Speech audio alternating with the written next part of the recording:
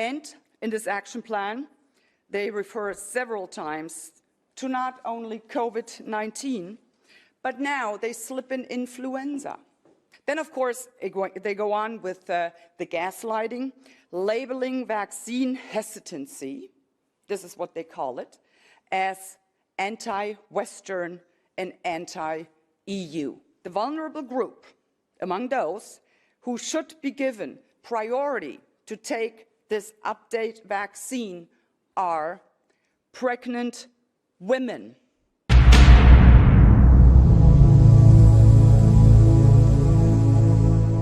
Yes, okay, so good morning, everyone.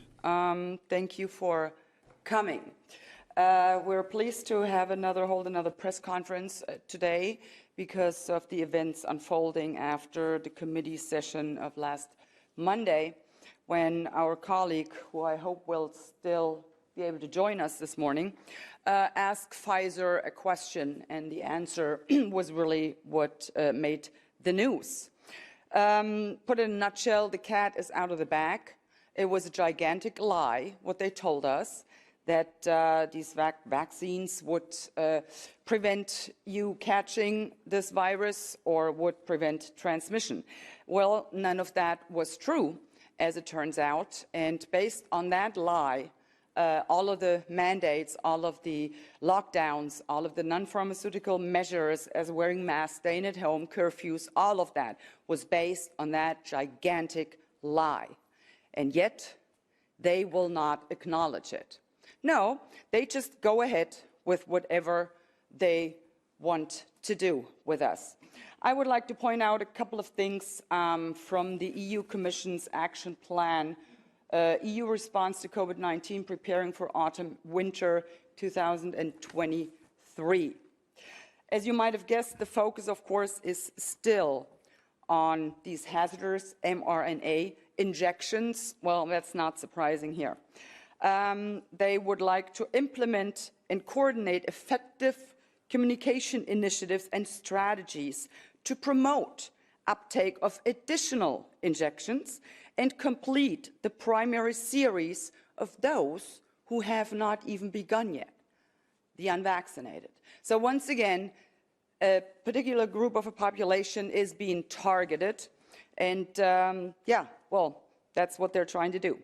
They would like to increase vaccine confidence by debunking mis- and disinformation.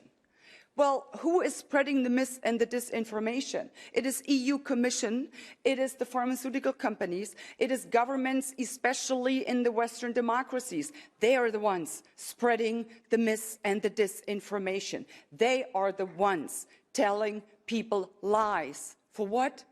So that pharmaceutical companies make profits and profits and profits. And the risks, well, guess what? You, the taxpayers, you will be left with the risks. And then, of course, they want to target, and they specifically say that, target hard-to-reach population groups. Well, I guess in that instance, they are actually talking about me. Yes, I am a hard-to-target, a hard-to-reach a population group, because I saw through their lies from the get-go. I'm still unvaccinated, and I will remain unvaccinated. I will not inject a poisonous substance into my body, point blank. So go ahead and try to target me. Good luck with that. Then, of course, they go on with the gaslighting, labeling vaccine hesitancy, this is what they call it, as anti-Western and anti-EU. Can you believe this? So anyone who is not willing to let themselves be injected with this vaccine is anti-Western and anti-EU. No, ladies and gentlemen, let's be clear about this. If you do not want to poison your body, and it is your choice to do with your body whatever you please. Remember, my body, my choice? That's their narrative, actually. Remember that.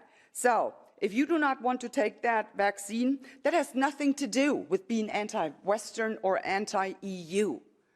It is pro-people. That's what it is. and it is anti-globalist elites. That's what it is. And in this action plan, they refer several times to not only COVID-19, but now they slip in influenza. So this will be the next step for their measures, whether it be vaccinations or non-pharmaceutical interventions like wearing masks or staying at home curfews. Then they will be able to do so when there is an influenza pandemic or wave. And whenever I think they could not possibly come up with yet another atrocity to inflict on people, they sure as heck prove me wrong. The EU Commission proposes now the prioritized administration of the update injection for the vulnerable groups, and then they list who these vulnerable groups are. And they start by saying people aged 60 years and older, individuals with underlying conditions. No problem there. But then they list another group. And you really need to brace yourselves for that one. The vulnerable group among those who should be given priority to take this update vaccine are pregnant women. I have never heard anything more despicable than that, because the point is this: they do not know what this vaccine does to the unborn child. They simply have no clue. And yet, now they're pushing it on pregnant people. And keep in mind, there has been a drop in birth rate. We don't know why that happened. You would expect the opposite of that. I mean, people were locked down. Remember what happened when they had a blackout in New York in the 70s? 9 months later, they were like babies left and right. But not this time. People were locked up for months in their homes. Nothing. Drop in birth rate? Interesting question. And these are the questions that we should be asking. So just to give you an update on that, they will continue to try, they will continue to push whatever their end goal is. They are trying to. And yeah, I would just like to thank you for supporting us and for letting us know that we indeed are advocating and fighting for what you, the people, want. These globalists and their puppets are but a few people with no regard for you, for the people. We, on the other hand, are many, because we are the people. And we will continue to fight for you, for your rights, for freedom, democracy, and the rule of law. Thank you very much. Thank you, Christine. Francesca? Thank you very much, Christian. Well, we are here today to update the international press about the new facts that are important to be aware of to understand what's going on in European institutions and not only among people. I recently found out that an international company named Orgenesis, an American biotechnological company, which has played a leading role in the creation of gene therapy vaccines, mRNA ones, mainly produced by Pfizer and Moderna. In this company, the husband of the president of the European Commission, Ursula von der Leyen, Heiko von der Leyen, operates in a managerial role.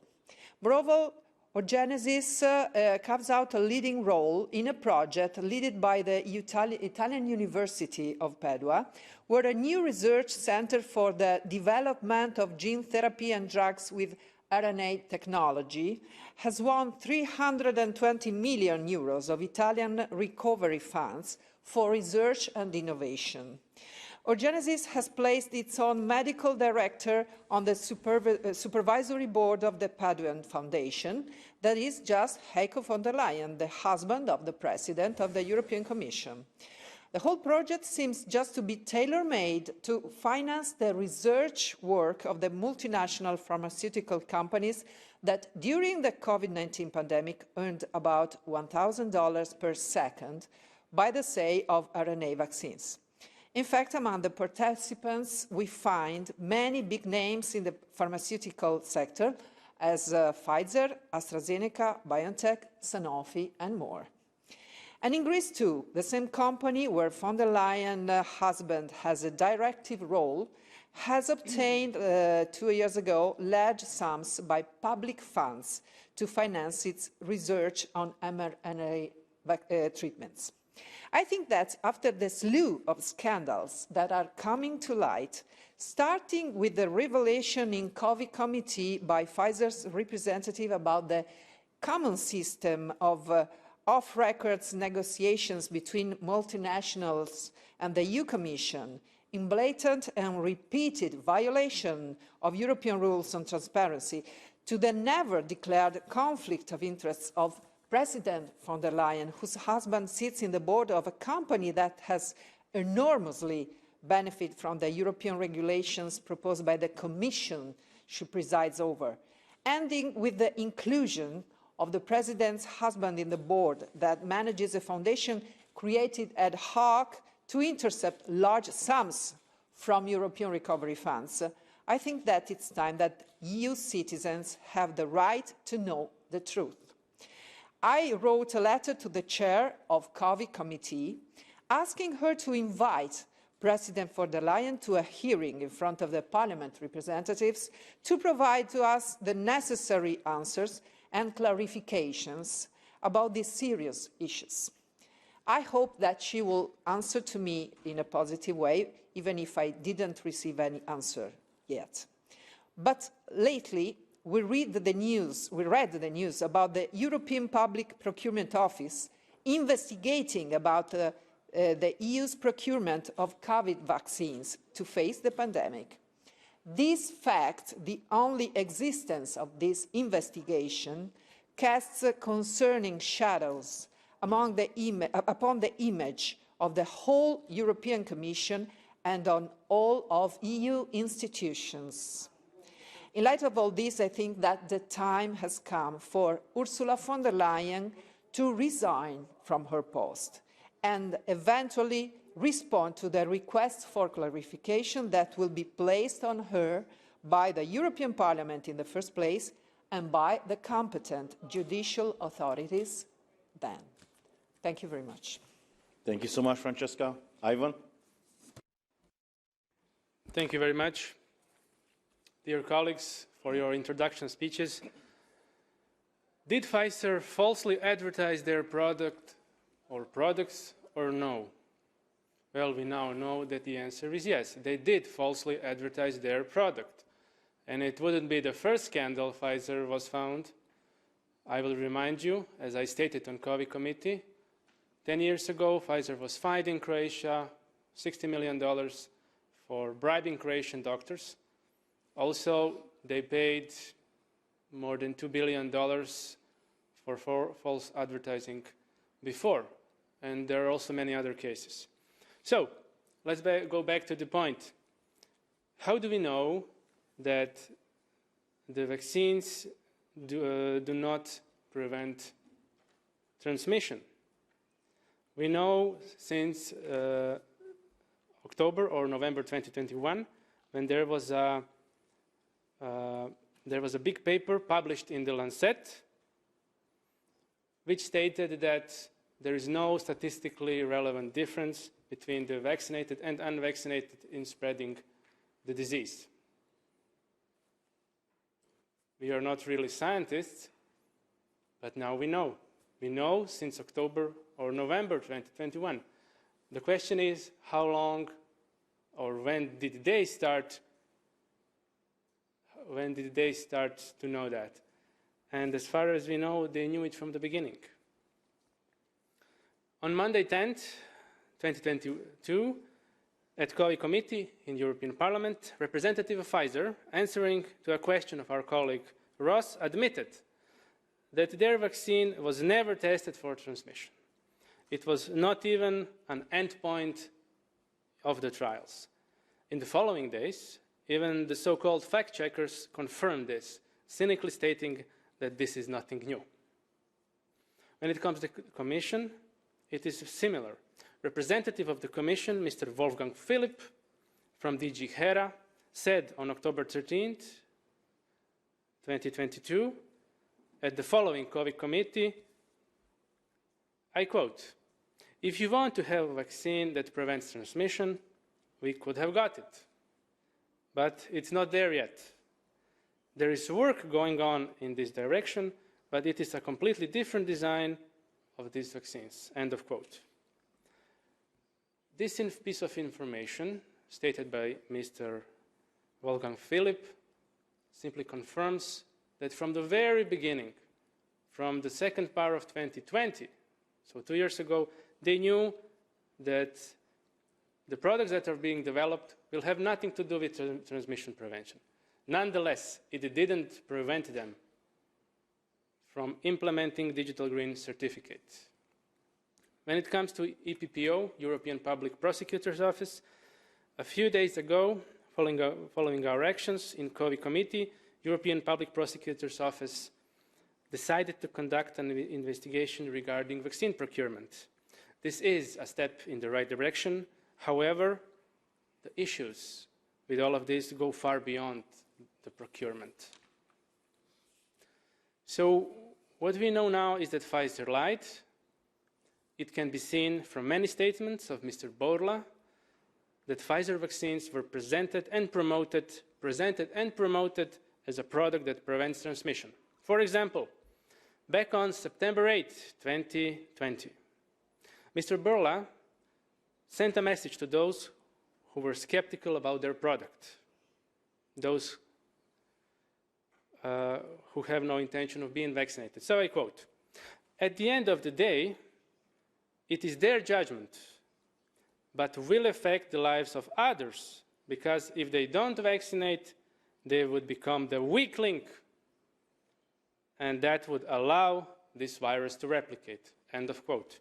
Also, he later stated that, I quote, "A lot of indications right now that are telling us that there is a protection against transmission of the disease." End of quote.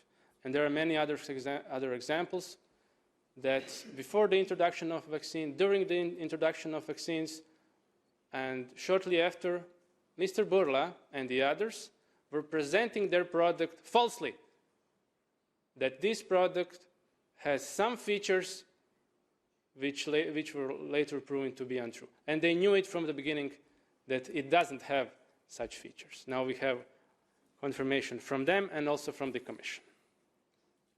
So the governments use these lies, these fake news, to implement digital green certificate and to take our rights away. This is a disaster, and they need to be held accountable. Thank you. Thank you, Ivan. Stasis? Yes, thank you, Christian. Thank you, everyone who is listening to us, and congratulations on a good job on COVID committee. Unfortunately, I wasn't allowed to be a member of that, even though I tried to analyze this thing and still try to do my job. But I'll go back to February press conference here in Strasbourg, where I asked for Ursula von der Leyen to resign. Because of her conflicts of interest, husband was mentioned here, he works or consults with another company, pharmaceutical company in Germany. Because of her non-transparent, let's call it this way, communication, we all know about that SMS messages which suddenly disappeared. And open cooperation, even not collusion, open cooperation with Pfizer on social networks on what we know is now vaccine propaganda or disinformation and misinformation. Now, I was wearing the same T-shirt, and you can recognize, well, it's a little bit of art, this is Ursula von der Leyen. There is another person on this T-shirt, who I will be talking about now. This is Bill Gates, Mr. Bill Gates. Now, so a coincidence, but the same month, in February, the research, massive research started by Politico and another publication developed on the role Bill Gates and his organization has several of them, including philanthropy, but also vaccine and research organizations, which he initiated, seed funded, and then attracts funding from other sources, including governments, about his and his organization's role in COVID story. This research took 7 months. It included 50 or so officials from the EU and the USA. They were interviewed. Most of them didn't disclose their names. You could ask the question, why in the world they don't want to disclose their names during these free and democratic times? Now, the report was published 5 weeks ago on September 14, and the title reads, and I quote, "How Bill Gates and Partners Used Their Clout to Control the Global COVID Response with Little Oversight."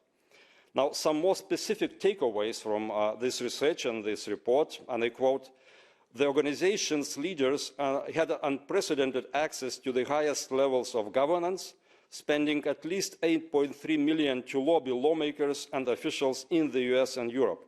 End of quote. Second takeaway, officials from the US and the EU and representatives from WHO rotated through these organizations as employees, helping them solidify their political and financial connections in Washington and Brussels. Now, have anyone seen this report covered, discussed in any other media? I did not. Even though I researched that, I looked for that specifically. The question is, why? I think it's important news. Research took 7 months, interviews 50 people, high-level officials. Now, the answer probably lies in another research, which resulted in finding out that Bill Gates, with his foundations, helps financially many media outlets in the West, including such as CNN and BBC. Now, on BBC, I follow it sometimes, even though I don't trust on some subjects, including COVID. He proclaimed himself as being a medical expert. Now, I think it's a lie, because he pays BBC, he can claim whatever he wants, and no one is questioning them because he finances these media outlets. Now, some other quotes from this political report, and I would recommend anyone to read it. I start the quote. "We have struggled to gain access to the documents and correspondence that would have made it possible to scrutinize how decision-making processes have actually happened and to establish whether they have been subject to democratic control." End of quote. Sounds familiar from Ursula von der Leyen communication with Pfizer, doesn't it? Another quote from the senior official in the US, who is anonymous: "They have very, very powerful influence with multilateral organizations equal to or above governments." Now, listen and think about that. Equal to or above governments. Private individuals and their private organizations have an impact equal to or above governments. Where have you heard that? Now, when some questions were addressed to the governments and the institutions at the start or during the pandemic, the response most often was, well, because WHO said and recommended so, and almost 200 governments in the world followed these COVID response recommendations from WHO, including on vaccination policy. Who in the world could doubt WHO and almost 200 governments in the world? Only a conspiracy theorist, I would say, and I am called the one number of times already. But what if WHO policy on COVID and vaccination has been captured by private commercial interests, corrupted by Mr. Bill Gates? I think this is what happened. If so, and I think this is proven already enough, but you can research yourself, then the whole COVID story suddenly turns upside down. It becomes a scientific fraud, which is written here, among other things, it's scientific fraud, and a crime of immense scale. If one adds the fact reported back in January 2015 by scientists that Bill Gates, with his foundation, funded gain-of-function experiments that potentially were related to the bioweapons research, the picture becomes even more interesting, confusing, and scary. One participates in creating the virus, then claims that this is a very dangerous virus, helps manufacture the remedy, vaccine, and its distribution and propaganda channels, and one is who? A hero? I think such a person, along with others, are criminals and crooks.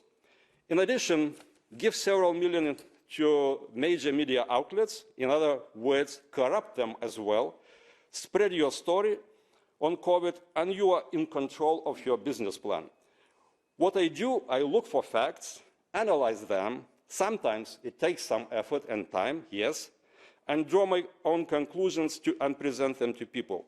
They are free to do the same. Look, analyze, conclude. This is what free minds are for. This is what democracy is about.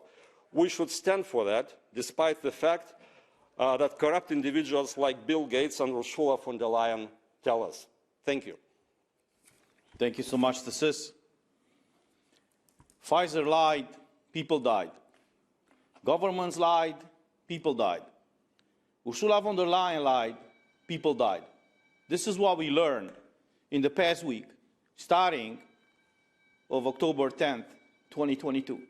On that day, we found out on record that a representative of Pfizer acknowledged in the COVID committee in the European Parliament that they never tested their injections for stopping the transmission of the virus. The same information was confirmed 3 days after, on October 13th, 2022. A representative of the European Commission in the same COVID committee stated the following, and I quote, and his answer was after I asked him about the effectiveness of these injections. And he said the following: if you want to have a vaccine that prevents transmission, best of luck. We could have got it, but it is not there yet. There's work going on in this direction, but that is a completely different design of these vaccines, end quote. So this is the second confirmation from a governmental official that they haven't tested these injections for stopping the transmission of the virus. So everything that they've said in the past 2 years proved to be a huge lie. And because they lied, people died. Because in these 2 years, when maybe there could have been developed other kind of treatments of this virus, nobody paid attention to that. When scientists, when medical experts said that there are regular treatments to this virus, they were labeled as promoting disinformation and not trusting the science. Well, this is what the science just stated right now, that they haven't tested these medical products for stopping the transmission of the virus. The third thing that happened last week, on October 13th, we discussed in this COVID committee a report released by the European Court of Auditors. This is a public document. And I invite all the journalists and all the people to find it online and read it, because they will be shocked, but they will find in it. And one of the things that I found and pretty much shocked me is the following, and I quote: by November 2021, the Commission had signed 71 billion euros worth of contracts on behalf of member states to purchase up to 4.6 billion COVID-19 vaccine doses. We are 460 million people in the EU. Ursula von der Leyen signed purchasing contracts of 4.6 billion COVID-19 doses of vaccines. When I saw this figure, I thought that I'm not seeing clearly. I wear glasses, you know, I have to do this. I mean, are they serious? That means 10 doses of vaccines. She signed contracts to purchase for every human being in the European Union. So the question is, if these vaccines or injections were so effective, in other words, were providing immunity from getting infected and from transmitting the virus, why would she purchase or sign to purchase 10 doses of vaccines or injections? We cannot call that vaccines now, after what we just found out. She signed to purchase 10 doses of injections for every EU citizen. This is simply absurd.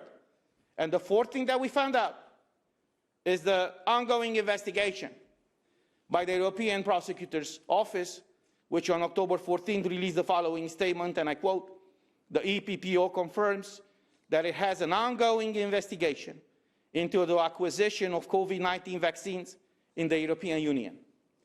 So, unfortunately, it took us 2 years to realize and to make these public officials and these companies to acknowledge something that all of us said by raising just logical questions. Logical questions. And unfortunately, and I have to say this, the worldwide media refuse to ask these logical questions. What are the studies, or what were the studies back then behind these vaccines? How long did they take to develop the vaccines? Are they stopping the transmission of the virus or not? We find out now, 2 years later, that they are not. This is a serious issue. And I hope that all these public officials who are still holding public offices will never ever be again elected by the people in any such office. And nevertheless, considering the fact that Ursula von der Leyen lied and people died, clearly she committed fraud, corruption, she's in a clear conflict of interest, she must immediately and unconditionally resign from the position as President of the European Commission. Thank you. If there are any questions, yes, please. Anna Bandensky, I'm from Europe Diplomatic Magazine. I have a question, a number of questions, and I hope that I can profit from the situation that there are not so many present here in this room, mostly online. So my first question is there any mechanism for Ursula von der Leyen to be imposed resignation? Because that is, for me, the legal question, because I have an impression that there is no such mechanism to impose the resignation on her. And if not, do you think that public opinion is powerful enough to lead to such a solution? And then I have a question to Mr. Yakelunas.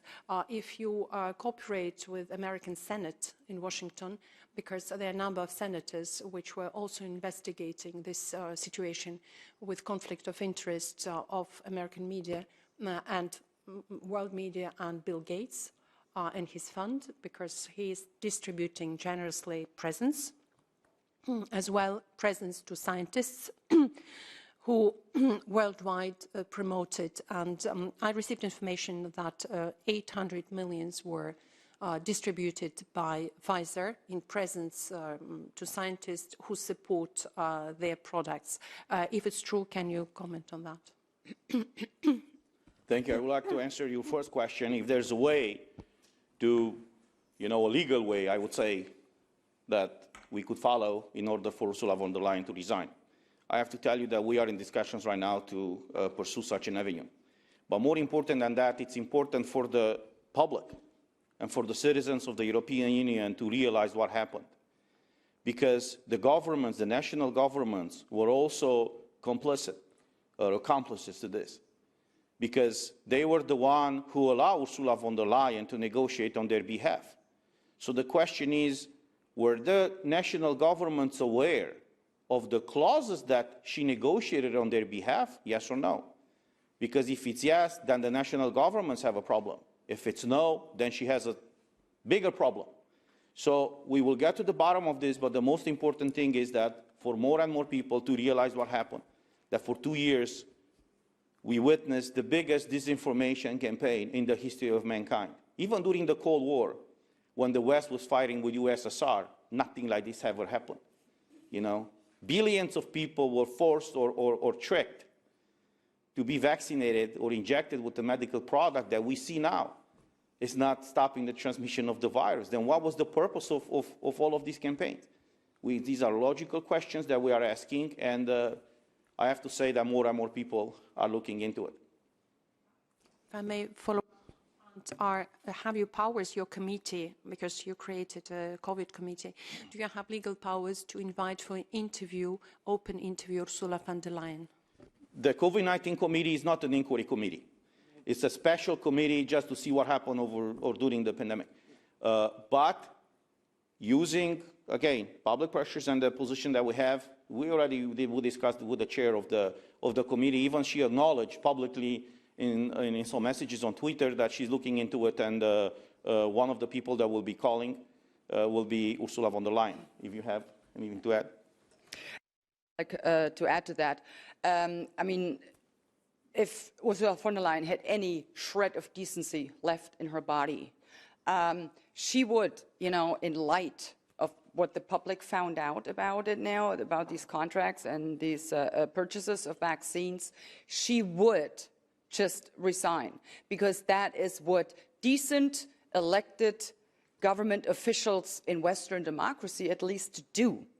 They take responsibility. When you screw up on a scale like that, yes, you do resign. But aside from that, I don't expect her to do that, and that just goes to show that democracy, has really been perverted to a point where it's almost natural now, or almost common, that public officials just screw the people over and do not even dream of taking responsibility for that. In terms of the COVID committee, as Christian said, we are just a special committee. So no, we do not have the authority to get anyone in there. That's why Mr. Bourla, CEO of Pfizer, just declined and said, no, I'm not going to come after all. So that's why we are pushing to set up a formal committee of inquiry, so that the people will have some means to actually compel people to appear before the committee and to have them answer questions. And I would really suggest that the chair, Kathleen van Bremt, I mean, she's been running the special COVID committee up until this point, more like to protect the ones we invite to question, to protect them from our questions. So we cannot continue doing this, and I really hope that she realizes that this might not have been the best way of handling this committee, because after all, she is an elected representative of the people, and she should be a chair actually representing the best interest of the people. Thank you. May I add something too? I'd like to add that even if the COVID committee has not inquiry powers, just the fact of kindly inviting Ursula von der Leyen for a hearing, if it's followed by a refusal from her, this is a further demonstration of not transparency and of withdrawal from her responsibilities and her accountability. So that would be one more element to help us in promoting among our colleagues in the Parliament the possible action, the possible motion for withdrawing trust to the President of Commission, which is a legal possibility that we have. And so I think that step by step we can get to this target, to this goal. We just need to use all the tools that we have and see if Mrs. von der Leyen will prefer to be compelled to do what she has to do, or she will choose to do it earlier. Thank you. Yeah, thank you for the question. It's, of course, a valid question. And I would recommend or invite my colleagues in the COVID committee to consider inviting Mr. Bill Gates also to talk and answer these questions, because the questions are very, very important. Yes, I follow some information in the US. Media in the US, as you probably know, is quite polarized on many issues, including on COVID. So CNN is financed by Bill Gates as part of his campaign, so it doesn't cover many things, including the Bill Gates role in this story. But we'll get in touch with the representatives or senators and see what they are doing, because, you know, if Bill Gates with his organizations is above the governments, as the US official quoted, then I don't know which jurisdiction should take care of what he's doing. Probably the cooperation among US and EU, lawmakers and other institutions, prosecutors or others, is a question here. Whether it would happen, I don't know, but we'll keep raising questions, we'll keep pushing, and I think it will come time when they all have to answer the questions of the people. Thank you. Thank you. Any other questions? Questions online? No? Thank you so much, and see you next time.